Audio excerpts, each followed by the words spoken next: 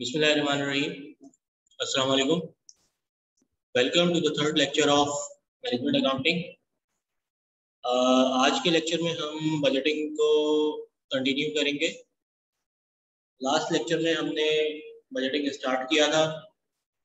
हमने बजटिंग की डेफिनेशन पढ़ी थी, ये पढ़ा था कि बजट होता क्या है, इसके फीचर्स देखे थे कि बजट के फीचर्स क्या होते हैं,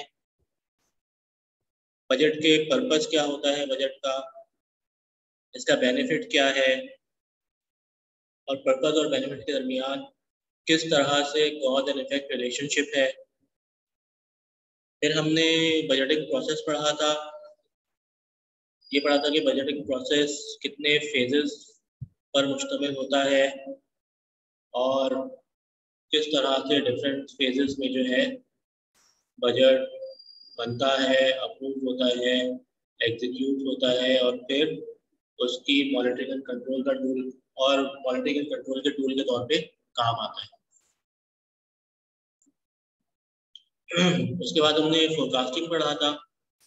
फोरकास्टिंग की डेफिनेशन पढ़ी थी, टाइप्स पढ़ी थी, फोरकास्टिंग के फीचर्स क्या है ये देखा था। फिर हमने देखा था कि फोरकास्टिंग और बजटिंग में क्या डिफरेंस है, किन बेसिस पर हम इनको एक दूसरे से डिफरेंशिएट कर सकते हैं।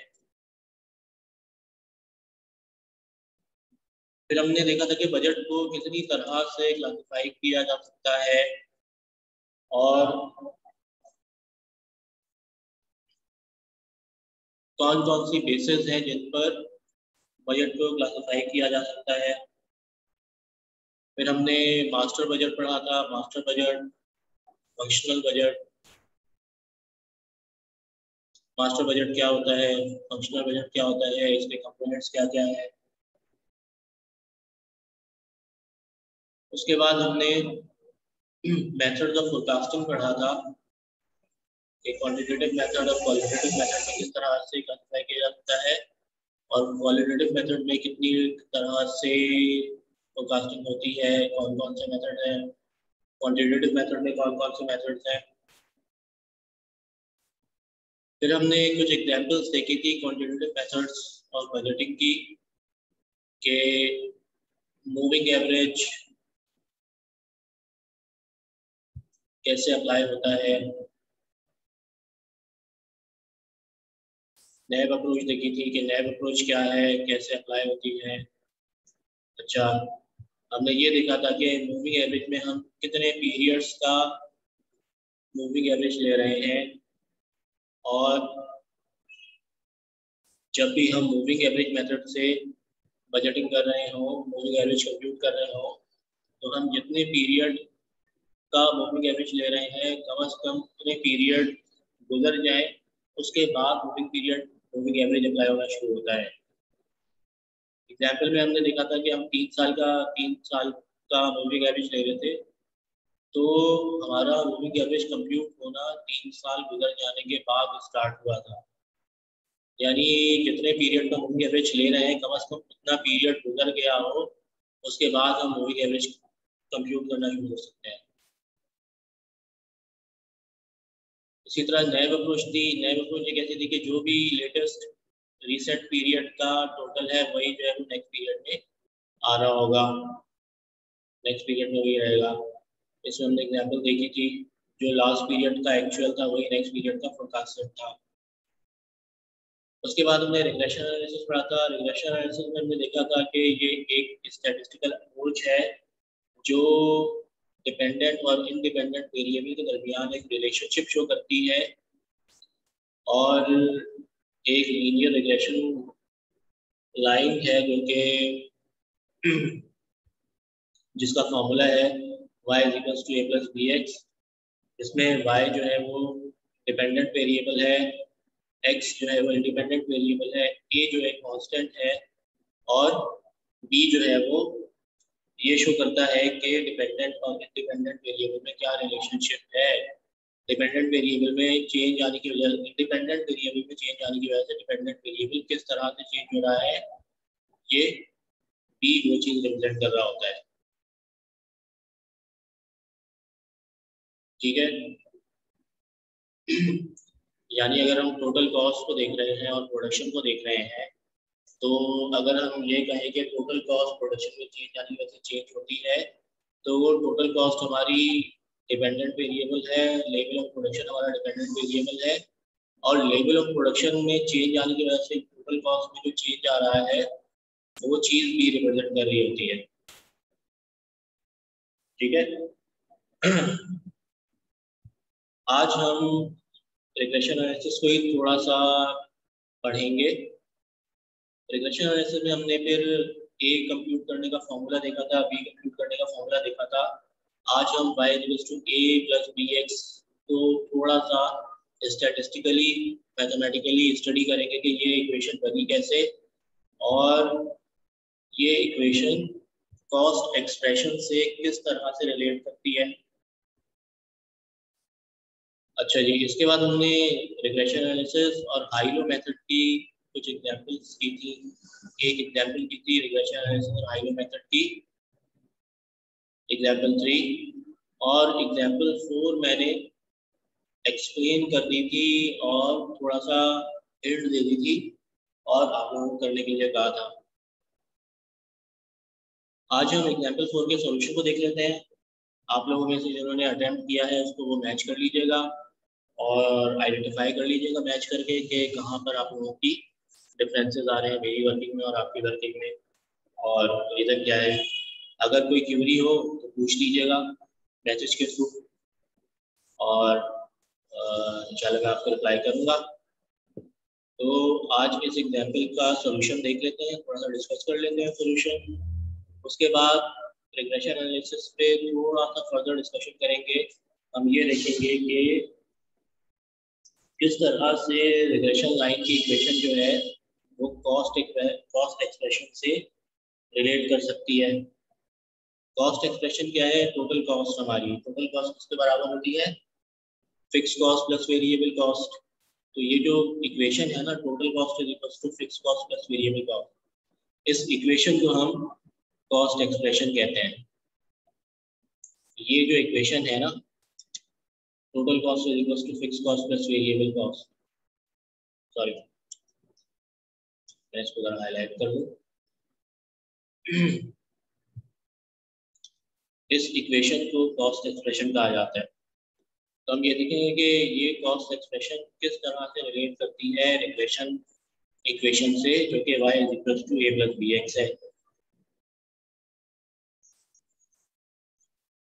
तो एग्जाम्पल 4 का सॉल्यूशन पहले देख लेते हैं। हमारे पास एग्जाम्पल थी, इसमें 6 महीने का डाटा दिया हुआ है, सितंबर टू फरवरी, और मुख्तलिफ लेवल्स ऑफ इसमें 2 दिए हुए हैं, आर्स दिए हुए हैं और ओवरऑल कॉस्ट दी गई, यानी कि किस तरह से आर्स में चेंजेस आने की वजह से टोटल फैक्ट्री ओवरहेड चेंज हो रहा है। तो यहाँ पर हमने ये डिसाइड किया था कि क्योंकि आर्स में चेंजेस आने की वजह से फैक्ट्री ओवरहेड चेंज हो रहा है, इसलिए लेबर आर्स जो है वो इंडिपेंडेंट वेरिएबल है और टोटल फैक्ट्री ओवरहेड जो है वो वेरिएबल आपका डिपेंडेंट वेरिएबल है। और इसके बाद हमने कहा था कि हमने सबसे पहले डिपेंडेंट और इंडिपेंडेंट वेरिएबल आइडेंटिफाई कर दिए। अब हम आएंगे, हम एक कॉलम बनाने के एक्स वाई का, क्योंकि हमें बी की कैलकुलेशन में एक्स वाई चाहिए, और एक्स स्क्वायर का एक कॉलम बना देंगे, एक्स स्क्वायर का एक कॉलम बना लेंगे, और फिर कंप्यूटेशन करेंगे फर्दर ए और बी को कंप्यूट करने की। और हमने ये कहा था कि क्योंकि ए के फॉर्मूले में बी यूज हो रहा है, ए का फॉर्मूला है n summation y, b summation y upon n, और माइनस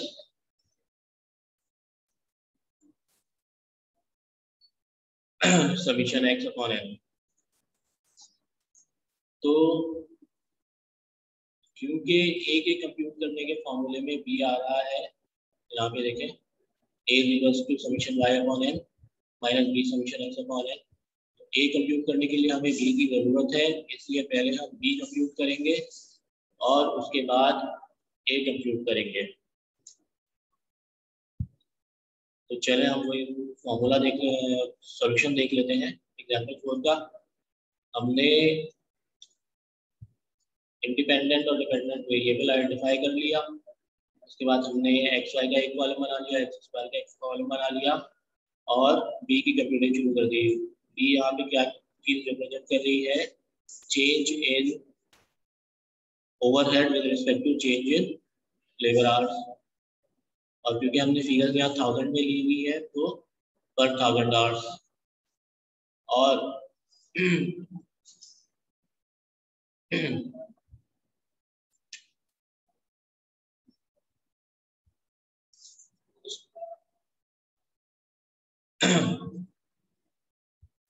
जब हम change in labour hours, change in overheads with respect to change in labour hours निकालेंगे तो हमारे पास पर आवर का ओवरहेड आ जाएगा। और जो चीज पर यूनिट चेंज हो रही होती है वो वेरिएबल कहलाती है, वेरिएबल कॉस्ट कहलाती है। जो कॉस्ट पर यूनिट चेंज हो रही हो और एक कांस्टेंट पैटर्न में चेंज हो रही हो वो कॉस्ट कहलाती है पर यूनिट आर या पर यूनिट कॉस्ट या पर आर कॉस्ट। तो चले हम यहाँ पे देखते हैं, हमने एक्स वाई का कॉलम बना लिया, समीशन एक्स स्क्वायर का कॉलम बना लिया, सब कर लिया और फिर हमने बी के फॉर्मूले में पुट कर दिया। नंबर ऑफ ऑब्जर्वेशन हमारे पास 6 है, समीशन एक्स वाई का टोटल हमारे पास आ रहा है 8.6 मिलियन, एक्स स्क्वायर का टोटल हमारे पास आ रहा है 38,500। हमने रिस्पेक्टिव फिगर्स पुट कर ली, समीशन एक्स हमारे पास आ रहा है 450, समीशन वाई हमारे पास आ रहा है 1,05,750 और समीशन एक्स हमारे पास 450 है, 450 प्लेस कर लिया। इस तरह से हमने सॉल्व करके कैलकुलेशन कर ली तो हमारे पास बी जो आ गया वो आ गया 143.1053, यानी ये बी जो है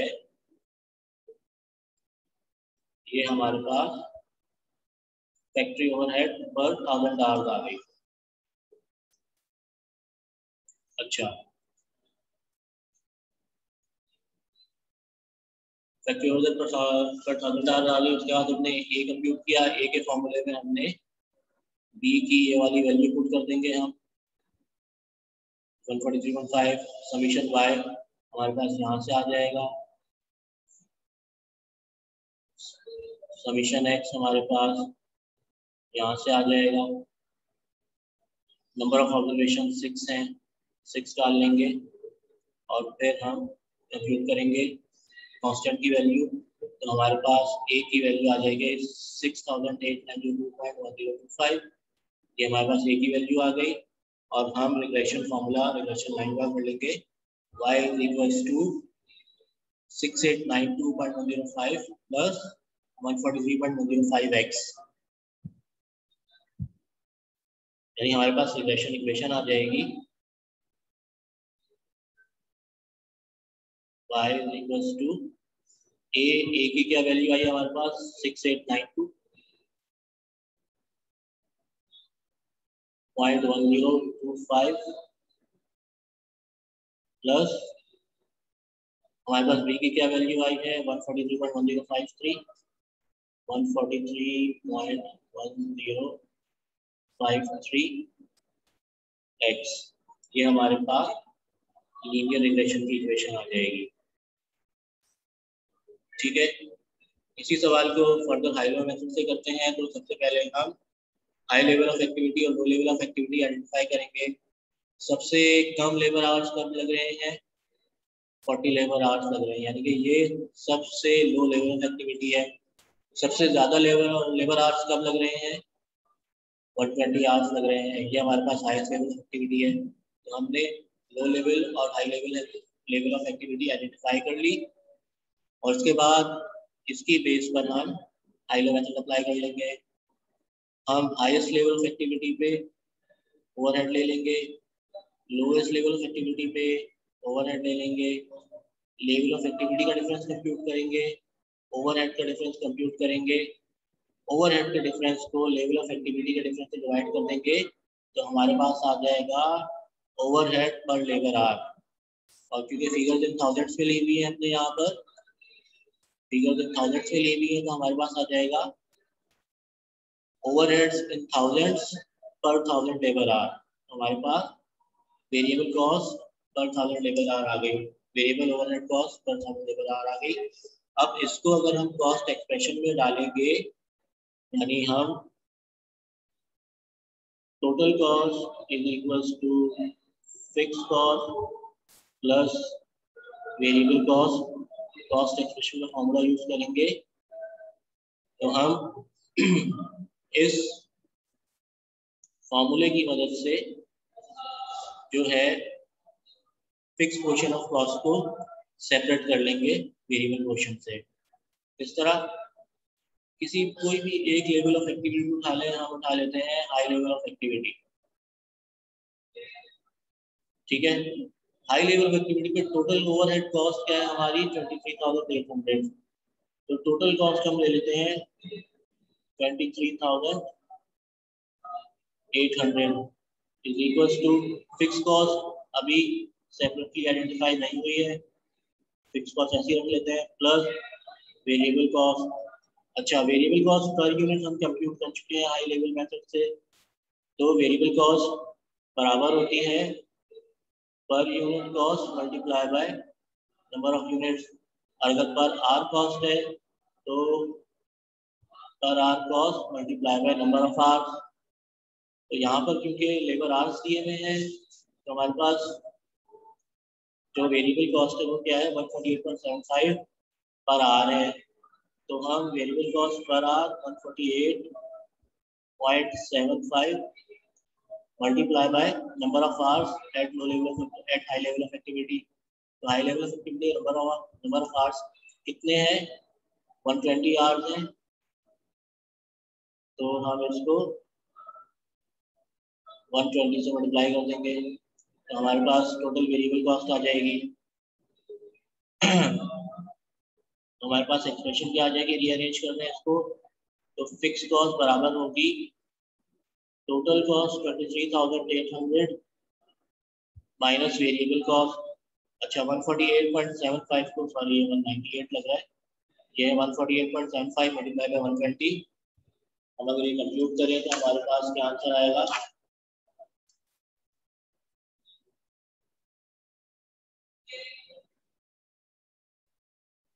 हमारे पास आ जाएगा 17,850।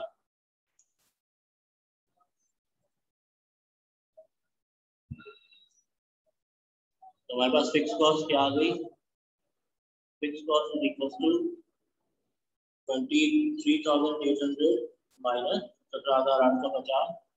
हमारे पास फिक्स कॉस्ट आ गई 5,950। ये हमारे पास आगे बढ़ से आंसर आ जाएगा, देख लेते हैं क्या देखें। कॉस्ट एक्सप्रेशन यूज किया है, कॉस्ट एक्सप्रेशन में वैल्यूज पुट कर ली। 120 आवर्स पे टोटल कॉस्ट 23,800 थी, 120 आवर्स थे और पर आवर की कॉस्ट थी 148.75 थी, इसको मल्टीप्लाई किया, फिक्स कॉस्ट बराबर है total cost minus variable cost और हमारे पास आंसर आ गया 5,950। यही हमारे पास करा रहा है यहाँ पर, ठीक है। अच्छा, अब हम देखते हैं कि कॉस्ट एक्सप्रेशन लीनियर रिग्रेशन से किस तरह से रिलेट करती है, किस तरह से मिलती जुलती है। मैं यहाँ पे जरा सा व्हाइट बोर्ड शेयर करने की कोशिश करता हूँ और उस पर आपको एक्सप्लेन करता हूँ, ठीक है। अभी मैंने आपको बताया total cost is equal to fix cost plus variable cost होती है, ठीक है, और ये कहलाती है कॉस्ट एक्सप्रेशन।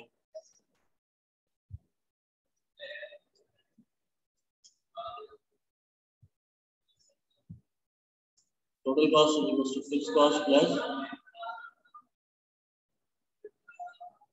Variable cost.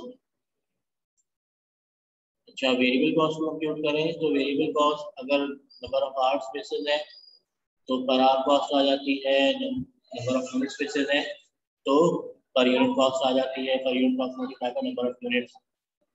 हम अज्यूम करते हैं कि नंबर ऑफ यूनिट्स को लेते हुए चल रहे हैं तो टोटल कॉस्ट बराबर हो जाएगी fix cost plus variable cost per unit multiply by number of units. तो अगर हम देखें तो ये रिग्रेशन लाइन का फॉर्मूला क्या है, y is equals to a plus bx, ठीक है। और a को कंप्यूट करने का फॉर्मूला है summation y upon n minus b summation x upon n, ठीक है। ये कैसे आया, और b कंप्यूट करने का फॉर्मूला है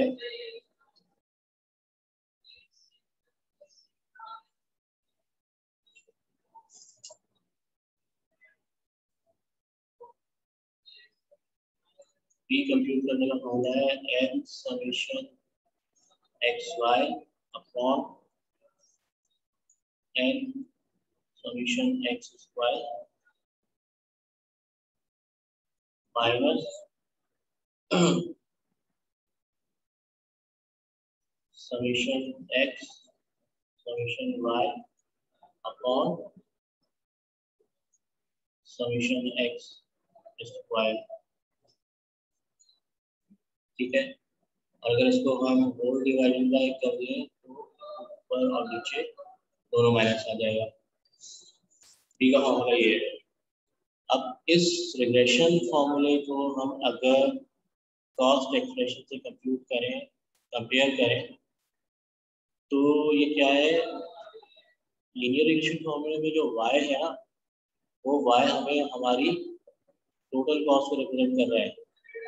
y डिपेंडेंट है नंबर ऑफ यूनिट्स पे, टोटल कॉस्ट डिपेंडेंट है नंबर ऑफ यूनिट्स पे, तो y जो है वो डिपेंडेंट वेरिएबल है, a जो है वो फिक्स कॉस्ट है। रिग्रेशन लाइन में भी ये कांस्टेंट है, रिग्रेशन लाइन में ये कांस्टेंट होता है। कांस्टेंट किस चीज को शो करता है, जो irrespective of level of activity same रहे, कांस्टेंट रहे। a जो है कांस्टेंट है, a किस चीज को रिप्रेजेंट कर रहा है, फिक्स कॉस्ट को। और वेरिएबल कॉस्ट में वेरिएबल कॉस्ट पर यूनिट जो है वो क्या शो करती है, change in total cost with respect to change in number of units, यानी change in dependent variable with respect to independent variable. Variable cost per unit जो है वो b को रिप्रेजेंट कर रहा है और नंबर ऑफ यूनिट्स जो है वो x को रिप्रेजेंट कर रहे हैं, ठीक है।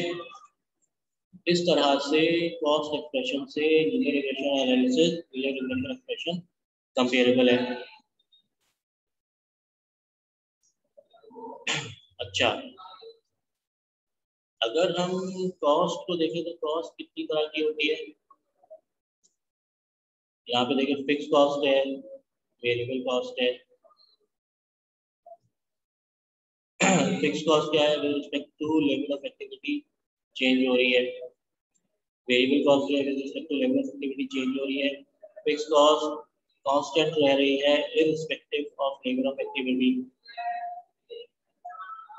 हम चार तरह की कॉस्ट लेते हैं और देखते हैं कि बजटिंग कॉस्ट बजटिंग में किस तरह से यूज होती है। एक कॉस्ट लेते हैं कॉस्ट ए है, एक कॉस्ट ले लेते हैं कॉस्ट बी है, एक कॉस्ट ले लेते हैं कॉस्ट सी है।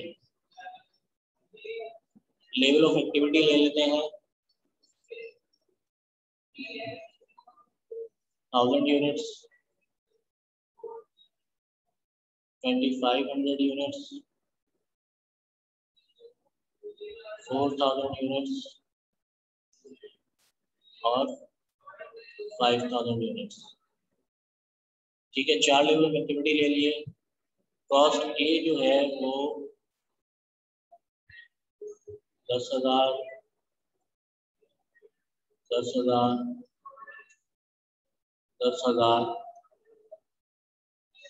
10,000, ठीक है। कॉस्ट ई जो है वो ले लेते हैं 1000 यूनिट्स पे 2000 है,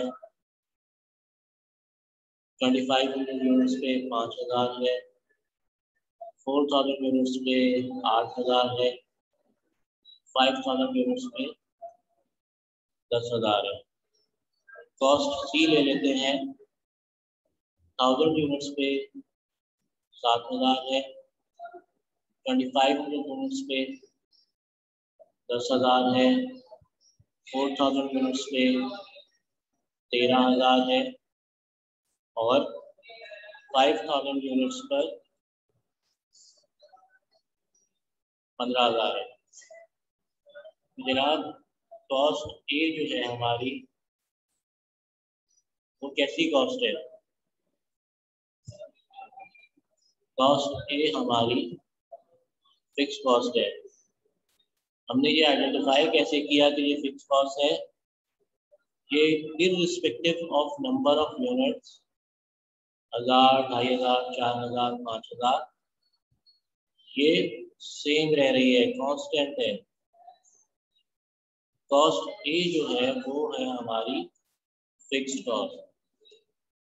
कॉस्ट बी को ले लें तो 1000 यूनिट्स पर 2000 है, 25 यूनिट्स पे 5000 है, 4000 यूनिट्स पे 8000 है, 5000 यूनिट्स पे 10,000 है। तो ये कैसी कॉस्ट है हमारी? ये फिक्स कॉस्ट तो नहीं है हमारी, ये चेंज हो रही है with respect to change in number of units. तो ये कैसी कॉस्ट है, ये आइडेंटिफाई करने के लिए हम इसको नंबर ऑफ यूनिट से डिवाइड करते हैं। तो 2000 को 1000 से डिवाइड किया तो हमारे पास आंसर आ गया 2, ठीक है। 5000 को 25 से डिवाइड किया हमारे पास आंसर आ गया 2। 8000 को 4000 से डिवाइड किया हमारे पास आंसर क्या आया 2। 10,000 को 5000 से डिवाइड किया हमारे पास क्या आंसर आया 2। अच्छा जी, तो यानी हमें ये पता लग गया कि ये फिक्स कॉस्ट तो नहीं है क्योंकि ये चेंज हो रही है with respect to level of activity, ठीक है। और क्योंकि ये कांस्टेंट रेशियो में चेंज हो रही है, यानी कि कॉस्ट पर यूनिट सेम रह रही है, इसका मतलब है कि ये प्योरली वेरिएबल कॉस्ट है। हम अगर फिक्स कॉस्ट और वेरिएबल कॉस्ट की कैरेक्टरिस्टिक्स को पढ़ें तो फिक्स कॉस्ट की कैरेक्टरिस्टिक्स क्या है? Fix cost irrespective of level of activity, irrespective of number of activity, number of units change same रहता है, चेंज नहीं होता। वेरिएबल कॉस्ट क्या है? ये with respect to number of units तो चेंज होती है पर यूनिट कांस्टेंट रहती है। यहाँ पे भी क्या हो रहा है, नंबर ऑफ यूनिट्स जैसे जैसे बढ़ रहे हैं ये भी बढ़ रही है, लेकिन per unit variable cost same रह रही है। अगर पर यूनिट सेम रह रही है इसका मतलब है ये प्योरली वेरिएबल कॉस्ट है, ये प्योरली वेरिएबल कॉस्ट है। अच्छा अब कॉस्ट सी को देख लेते हैं। कॉस्ट सी 1000 यूनिट्स पे 7000 है तो पर यूनिट कितने आ जाएंगे 7, ठीक है।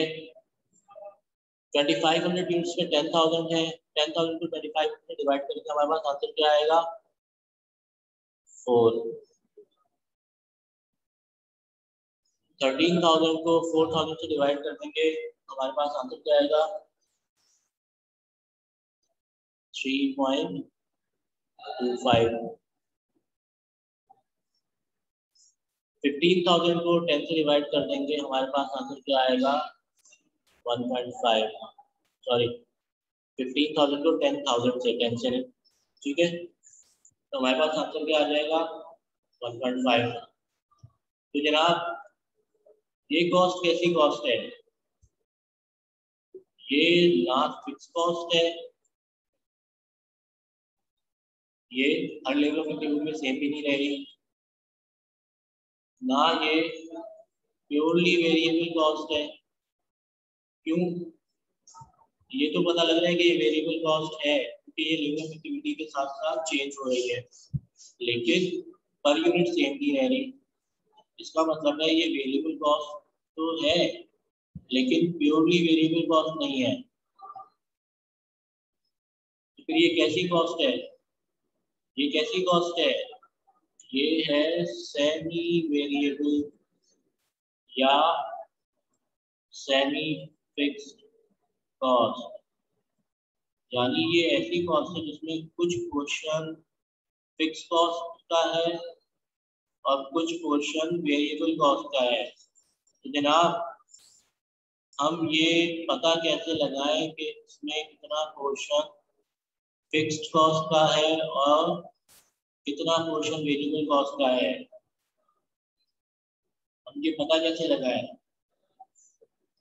यहाँ पर बजटिंग कहता है कि जनाब फिक्र करने की कोई जरूरत नहीं। बजटिंग में रिग्रेशन एनालिसिस का फॉर्मूला है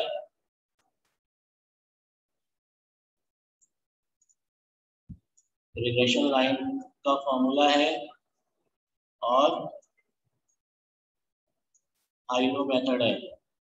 इनको यूज करके आप सेमी वेरिएबल के फिक्स और वेरिएबल पोर्शन को सेपरेट कर सकते हैं और यही हम इन एग्जाम्पल्स में कर रहे थे जो हमने एग्जाम्पल 3 और 4 डिस्कस की।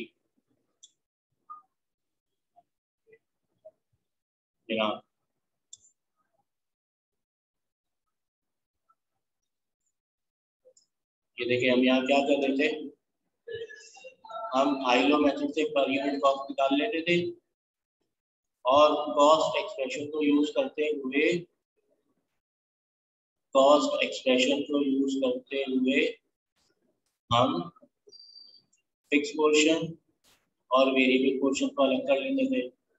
टोटल कॉस्ट में से पर यूनिट कॉस्ट कंप्यूट करने के बाद हम लेवल ऑफ एक्टिविटी, किसी भी लेवल ऑफ एक्टिविटी के लिए टोटल वेरिएबल कॉस्ट निकाल लेते थे और फिर टोटल कॉस्ट में से उस वेरिएबल कॉस्ट को माइनस कर लेते थे तो हमारे पास fix portion of semi variable cost separate होके आ जाता था। यानी टोटल कॉस्ट 23,800 में फिक्स पोर्शन कितना है 5,900, वो सेपरेट आउट हो जाता था और रिमेनिंग पोर्शन हमारा वेरिएबल कॉस्ट होता था। तो जनाब बजटिंग हमारे लिए मतलब कहाँ हेल्पफुल होती है? बजटिंग हमारे लिए वहाँ हेल्पफुल होती है जहाँ पर फिक्स कॉस्ट और वेरिएबल कॉस्ट को सेमी वेरिएबल कॉस्ट में से सेपरेट आउट करना हो, वहाँ पर हमारी बजटिंग काम आती है, वहाँ पर रिग्रेशन एनालिसिस और हाइलो मेथड काम आता है। ठीक है।